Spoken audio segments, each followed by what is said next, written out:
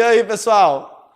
Tudo bom? Olha eu novamente aqui com vocês no nosso segundo vídeo. E eu estou aqui hoje para falar sobre a competência 2 para o Enem aí, né? Tá? A competência 2, na realidade, é uma competência que ela está muito amarrada com a competência 3, tá certo? Então prestem atenção no que eu vou falar sobre a competência 2, tá? Porque quando eu falar sobre a competência 3 lá na frente, vocês vão ver que a nota, elas são muito juntas, elas são bem coladinhas. Se você perde em uma competência, automaticamente você acaba perdendo em outra, tá certo? A probabilidade dessas notas caminharem junto é muito grande, tá certo? Então vamos entender realmente o que fala essa competência 2, tá? Segundo vídeo, mais livre, leve, isso não, leve não, deixa quieto, beleza?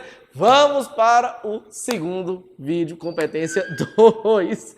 Vamos lá, vamos ver o que ela fala. Compreender a proposta de redação e aplicar conceito das várias áreas de conhecimento para desenvolver o tema, dentro dos limites estruturais do texto dissertativo argumentativo. Pessoal, preste atenção. Nós temos 3 pontos aqui que eu quero chamar a atenção de vocês, tá?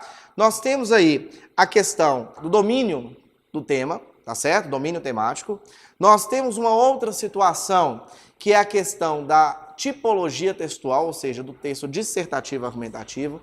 Nós temos uma outra situação que é a estrutura do texto em prosa, tá? E nós temos uma quarta, eu falei 3, mas na realidade são 4. Nós temos também a questão das áreas de conhecimento específico. Então prestem atenção, para vocês dominarem essa competência 2, para vocês arrebentarem nessa competência 2 e alcançarem o nível 5, que é o que eu quero de vocês, porque é claro que o sucesso de vocês com certeza será meu sucesso, tá certo? Então, olha só, prestem atenção, arrebentem nisso daí, tá? Primeira coisa, domínio do tema. Você realmente tem que dominar o tema. Cuidado, minha turma.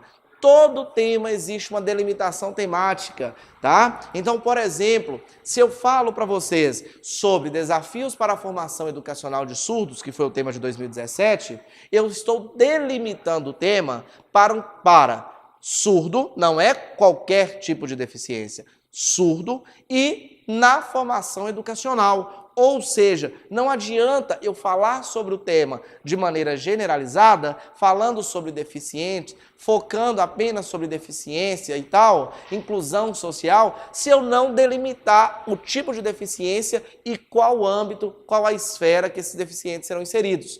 Então prestem atenção, o domínio do tema é essencial, porque se você aborda o tema de maneira muito ampla, você está tangenciando o tema. Tá certo? E tangenciar o tema, meu querido, cuidado.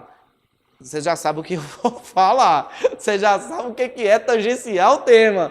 Não adianta rir aí atrás não, Kim. Olha só, ridículo você tangenciar o tema numa redação. Ridículo você falar. Pensa só, eu vou falar sobre obesidade infantil no Brasil, eu vou e fico tão... Mas eu também estou muito apegado a esse tema obesidade, né? Por isso que eu não emagreço. Eu acho que é isso. Eu vou começar a trabalhar outros temas. Mas olha só, obesidade infantil. Eu vou e falo sobre a obesidade de modo geral e esqueço de falar da questão da criança, né, do adolescente, seja o que for. Então, olha só, se eu não especificar o meu tema, eu estou tangenciando o tema. Então, isso aí é uma falta de domínio temático. Cuidado, tá? Cuidado também com os desvios temáticos. Ô, gente, existe algo que nós chamamos de abordagem temática. O que é essa abordagem temática que está ligado a esse desvio temático? Pensem só.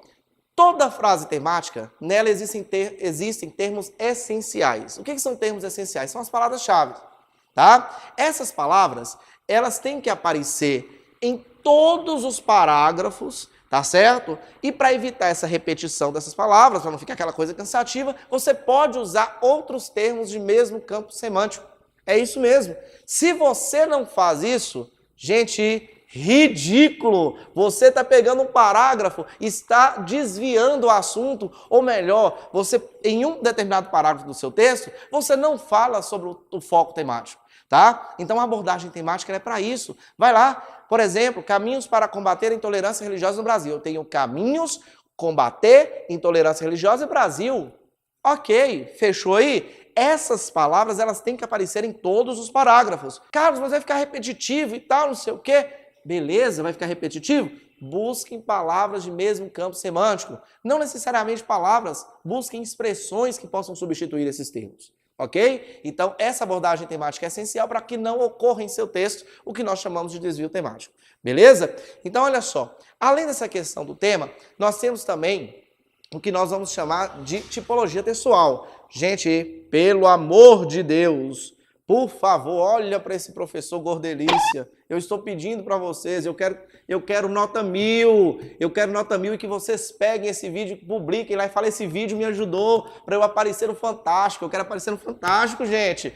Pelo amor de Deus, eu quero ir em Fátima Bernardes. Eu quero falar, eu quero mostrar o que eu fiz para vocês conseguirem essa nota 1000. Então, prestem atenção. Olha só, olha só.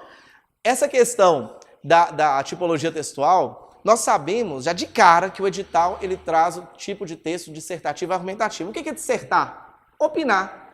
E o que é argumentar? Convencer. Então, todo o seu texto ele tem que ser rodeado nesse tipo de discurso, ou seja, aquele discurso que vem posicionar e convencer o leitor o porquê disso. E para que eu convença o leitor sobre o meu posicionamento, sobre o meu ponto de vista, eu não posso simplesmente usar aquele discurso pessoal. O que é um discurso pessoal? Simplesmente senso comum. Sabe aquele discurso senso comum? Todo mundo sabe. Ah, a pessoa é gorda porque a pessoa come muito. Eu não sou gordo porque eu como muito, eu sou gordo porque eu sou ansioso. E se alguém duvida disso, o problema é seu. Tá certo? Eu sou gordo porque eu sou ansioso, tá? Ah, porque a leitura é importante, porque faz bem, porque desenvolve o conhecimento do ser humano. Isso tudo é discurso de senso comum. Senso comum não pode na prova. Todo convencimento você tem que apresentar de forma em que nessa argumentação exista uma base argumentativa. O que seria essa base argumentativa? É o que nós chamamos de repertório sociocultural. Tá certo? E é exatamente nesse terceiro ponto que nós vamos entrar agora da competência 2. O que seria esse terceiro ponto? Inserção de conhecimento de áreas específicas no seu texto.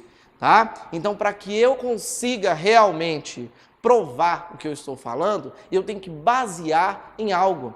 Esse algo, ele pode ser, por exemplo, uma relação histórica. Tá? Você faz uma contextualização histórica. Ele pode ser dados, tá? Estatísticas aí. Pode apresentar uma notícia que foi publicada, né, que confirme a sua argumentação. Você pode trazer citações de autores renomados, tá certo? Sempre mostrando a área de conhecimento específica, a especialização, tá? Se eu vou falar sobre Platão, eu tenho que falar que de acordo com o filósofo Platão, eu acertei, gente, Platão é filósofo? É, né? Ah, então ótimo, beleza. Então é isso que tem que ser feito. Tô brincando, eu já sabia, porque a caverna eu não esqueço. Então olha só. Então eu tenho que basear minha argumentação exatamente em uma fundamentação teórica, que é o que nós vamos chamar de repertório sociocultural. Beleza até aqui? Então, feito tudo isso, domínio do tema. Fechou, beleza, dominei o tema, não tangenciei, tá certo?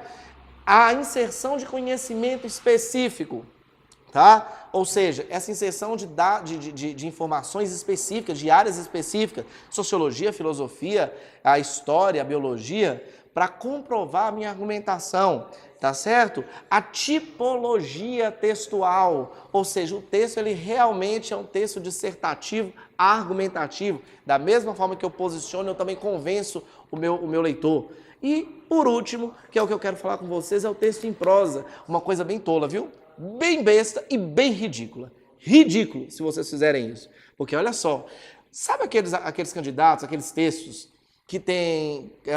você começa a escrever lá na margem esquerda, quando você chega na margem direita, você deixa aqueles espaços.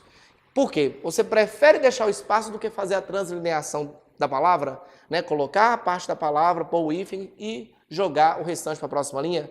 Não tem isso? Não fica aquele espaço? Reparem bem, se eu faço isso o tempo inteiro, o meu texto na margem direita ele vai ficar assim, ó, todo curvadinho. Não é isso? Tudo curvadinho, belezinha. Se vocês repararem, isso é uma característica de um texto em prosa? Não, isso é característica de um texto em verso. Então, aqueles espaços, eles comprometem, sim, a tipologia textual e o tipo de texto, no caso do texto em prosa. Então, cuidado, aqueles espaços insignificantes que vocês pensam que esses espaços que não vão atrapalhar em nada no seu texto, gente, Você simplesmente está tirando uma característica de um texto em prosa e colocando característica de texto em verso, tá? Então, cuidado, competência 2, perigosíssima, mas claro que para você que está assistindo esse vídeo não vai ter nada perigoso. Arrebentem e qualquer coisa, estou à disposição de vocês. Não esqueçam, agora eu aprendi que todo vídeo o pessoal pede para clicar no negocinho aí, né, na mãozinha e no coraçãozinho, então cliquem aí, compartilhem, pelo amor de Deus, esse vídeo. Abraço, com Deus, até mais!